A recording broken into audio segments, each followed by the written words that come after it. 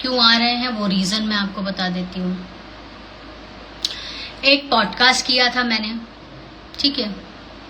बेचारा कोई नया मतलब लड़का है आयुष, पिछले 1 साल से मुझे फॉलो कर रहे थे कि प्लीज़ मैम थोड़ा समय दे दीजिए। तो मैं आयुष के पॉडकास्ट में गई और शायद ये 12-13 साल में मैं पॉडकास्ट इतने करते नहीं हूँ, लेकिन किया। ये मेरा दूसरा पॉडकास्ट था, ठीक है। तो उसमें सब तरीके से सवाल हुए, सब तरीके के जवाब हुए।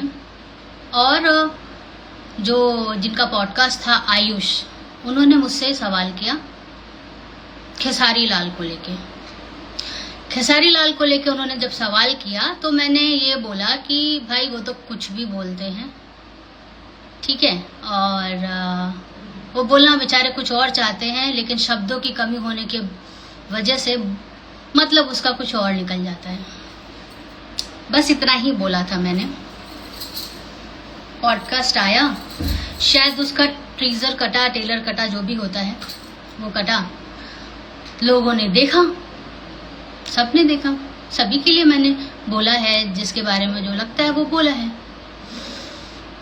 किसी को बुरा नहीं लगा, किसी को आपत्ति भी नहीं हुई। जिनको बुरा लगा, पहले तो बुरा लगने वाली जैसी कोई चीज़ नहीं थी, लेकिन बुरा लगा उनको। अच्छी बात है आपको बुरा लगा, ठीक है। फिर उन्होंने क्या किया कि आके मेरे पोस्ट पे गालियां देना शुरू कर दी। कमेंट्स में गालियां आ रही थी।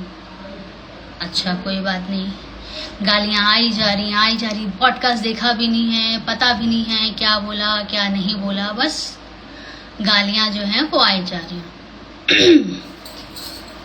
गालियां ठीक है, कोई बात नहीं, क्योंकि जो आप लोग को आता है आप लोग वही करेंगे, बहुत अच्छी बात है। लेकिन फिर उन गालियों का मसला ऐसा शुरू हुआ, शुरू होते ही गया, आते ही गए, आ भी रहे, अभी भी आ रहे हैं। इस मेरे लाइव में भी अभी आप लोग देख सकते हैं, आ रहे हैं। Very good. फिर उन्होंने बोला आप खेसारी लाल की वजह से बनी हैं।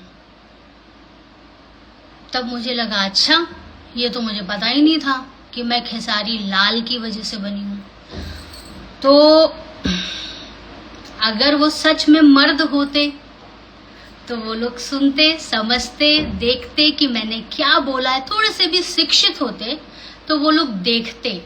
लेकिन उन लोगों ने देखा नहीं, क्योंकि वो लोग मर्द नहीं हैं। तो जो उन लोगों को मैंने नाम दिया है वो बिल्कुल गलत नहीं दिया है, ठीक है।